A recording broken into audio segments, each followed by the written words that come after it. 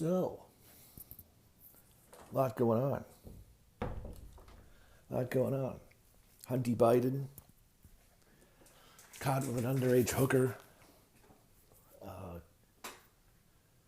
Caught texting a 14-year-old girl while nude in a Facebook call. Or whatever that was. Video call with a 14-year-old girl while nude. Not good. Not ideal. Hopefully this opens up people's eyes to the fact that Joe Biden's an absolute criminal. But who knows? Democrats are not the smartest people on earth. Not the brightest bulbs in the planet. Not the brightest bulb in the shed. Sharpest knife in the drawer, so to speak. Speaking of not the sharpest knife in the drawer, the groypers. One certain groyper, or a groyper adjacent, I guess. A little controversy over Baked Alaska. I'll say kind of nothing to that effect. I mean, I don't really care what people do. I think it's dumb, but it's not my cup of tea as far as content goes. But you know what? I want to treat people like shit. That's his business, and if he gets his ass knocked out, and so be it. And also, I don't care what effect this has on the movement. Last night, Sharia LaBouffe had a stream where Beardson came on there and yelled at him about something about Audi, and then Nick Fuentes came on there and kind of started bitching about me. So I was giving him some business in the chat. Kind of thin-skinned is what I said. He's basically just thin-skinned. He can't take any criticism. And their followers are kind of a bunch of dorks. And let me be clear here. I don't really care what these people do.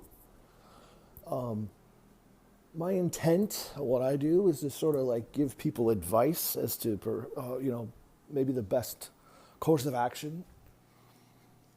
You can listen to it, you can like it, or you can dislike it. But to throw a fit and chimp out is what these America First people are doing. And really it looks to me like what this is basically the alt-right 2.0. And a lot of people have said that. And I think it's it's sort of silly. And I think it's going to lead out to a path of a lot of young men. They're just going to get in trouble. And they're just going to have their lives ruined again. And history will prove me correct. Because, they had their little Groyper war, which was, I will admit, at times quite funny. But, after the second or third time, when you're getting people like Matt Walsh, and you're sitting there and you're just acting dumb shit, and you have a Wignat show up, and literally every other question is about, oh, did you know about the USS Liberty? And it's just dumb. It's stupid. These people, this isn't a political movement, by the way. A political movement is serious. This is not serious. It isn't. You can pretend it is. You can never pretend pack. But the last time I checked, serious political movements don't have to have everybody scramble when Jared Holt gets their address of their conference.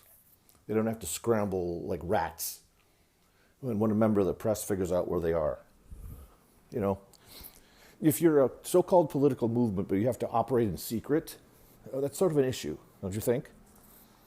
And I made light of this fact a couple weeks ago, or probably it was a month or over a month ago.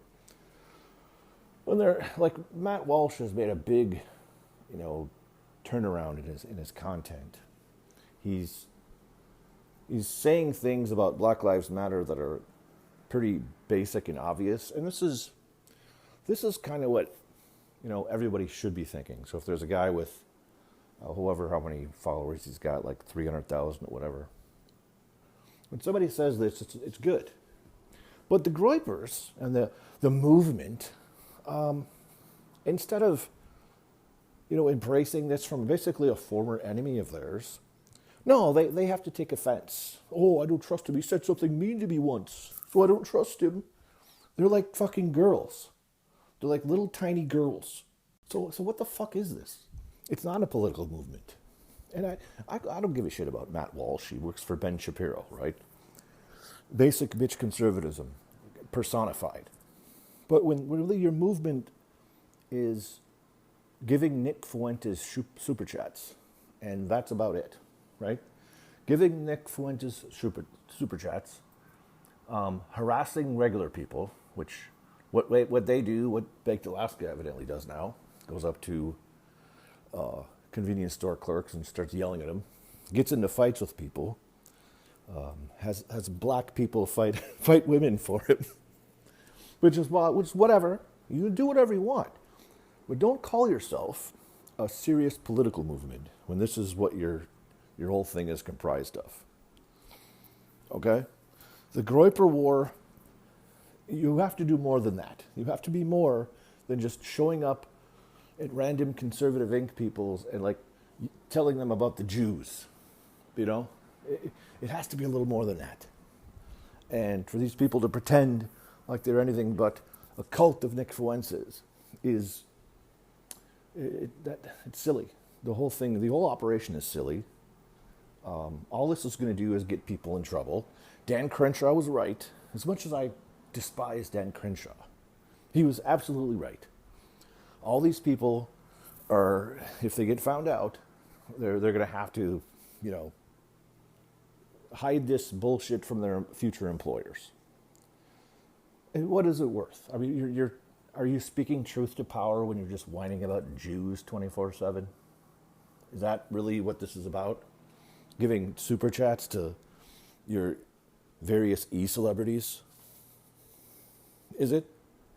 How are you going to be a political party if you have to operate in secret because you can't stop whining about, whether the Holocaust happened or not? This is fucking dumb. These people are behaving like complete retards over and over again. And, well, I'm the bad guy for pointing this out, right? Don't self-correct or anything. It's the same bullshit it's the same shit as the alt-right. Remember the alt-right was like, oh, don't punch right. You can't punch right, guys. Well, guess what happened when you don't punch right? Paul Nealon happened. Patrick Little happened. You wind up with balloons that say, Yids rape kids, right? And you wind up being a complete laughingstock. Now, the America First people, if you ask the average person on the street, who's Nick Fuentes? They won't know. But if they do know, what is he? What is he known for? Probably anti-Semitism, right? Now, I'm not saying that's fair. Of course, it isn't fair. But all people know this guy for is the Cookie Monster joke. Like when he went on that call with those losers, Tim Heidecker and Vic Berger, who just whined about, oh, do you think the Holocaust happened? Just dumb shit like this. It's like, who cares? Nobody cares about this stuff. But that's what he's known for. So the personality is overshadowing the movement. The Nick Fuentes dumb shit that he says or the other people promote, it's overshadowing your so-called movement. The cult of personality of Nick Fuentes can't be your political movement, or it's not a political movement, which is fine. You can do whatever you want. Grift away. Go ahead, but don't pretend that you can't. Don't pretend that you're a political movement when you're not. See, the thing is, I want to win. I don't care how many super chats Nick Fuentes gets. I don't want critical race theory being taught in schools, right? I don't want Black Lives Matter groups in schools. I don't want my 401k confiscated, my wealth confiscated for reparations. I want to be able to drive an automobile, right? I don't want the economy crippled because of the Green New Deal or bullshit to deal with global warming. All these things are real. Whining about aid to Israel is about way, way down on the list, okay? Now, there's other things you can whine about, but it's just a hyper-focus on this shit that gets them in trouble. Like, why do they continually do this? Why does it say, and when Nick starts his show, he has that music playing in the beginning. He's got, it's not. So the hyper focus on this, on Israel, it's clouding people's judgment when you look at you. That's like all people could think about. Now, I'm not saying anything should be off limits, of course, but when I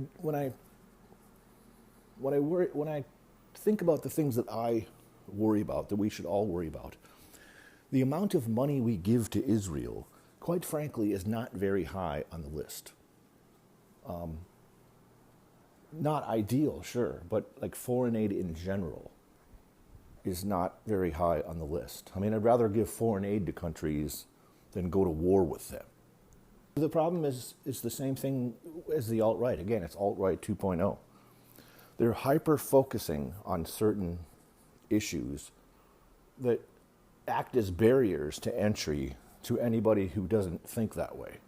If you don't really give a shit about aid to Israel, like normal people don't really care about this shit. Normal Americans don't really care about this shit. And you want people to join your movement, like people are going to see, oh, Nick Fuentes, anti-Semite. No thanks. I don't want to do that. So you're creating an artificial barrier, much like the alt-right did when it creates this artificial barrier talking about, I'm a white nationalist. I have to believe in white identity. Nobody cares about this shit. Americans reject this shit, okay? Americans don't care about white identity, okay? Americans don't care about white nationalism. There's not going to be an ethno-state. That's retarded. It's completely ridiculous, okay? Now, so caring about the USS Liberty and saying it over and over again to the point that people are going to call you an anti-Semite and that's all you're known for, maybe you should fucking correct action there. I don't know. Maybe it's me. Maybe you shouldn't put that front and center of what your movement is about. It's hating Israel. Because most people don't give a fuck about Israel. So when I point this shit out to them, they get mad and they block you. And then when I say you have thin skin, he goes off on a fucking rant on Sharia's live stream. Goes off for 5 minutes. Like, no, you have thin skin and your followers are largely retards. That's exactly what I said, verbatim. It's true. Obviously true.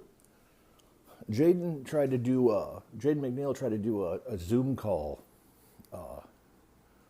thing at his school. It was some stupid diversity session or some crap, and they had all these meetings that he was trying to call into. And as soon as he got in there, all this retards just started screaming and yelling, and nobody could understand what they were saying. So instead of asking questions that you could nail them down on, which is dumb to begin with, I mean, it's like, okay, we understand what these people are about. It's just people yelling and screaming. So their dumb message doesn't even get across because these idiots get in there and they start yelling and screaming incoherently, like chimping out. So, like, it's the same thing. You can't criticize these guys. You can't criticize them all. Like, don't punch right. Don't punch right.